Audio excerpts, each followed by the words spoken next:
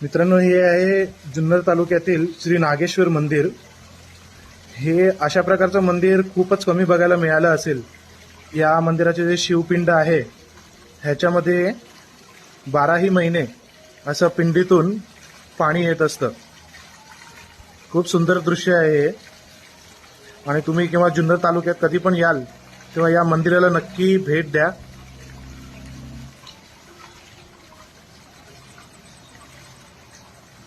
मंचरवरून आम्ही आता निघालो होतो। मंचरवरून आम्ही निघाल्यानंतर इथे पोहोचायला फक्त 10 मिनिटच लागली आम्हाला। तर तुम्ही मंचरला जेव्हा याल तेव्हा या मंदिरामध्ये नक्की या। खूप सुंदर आहे आणि असं दृश्य तुम्हाला खूपच कमी बघायला मिळेल। बघू शकता।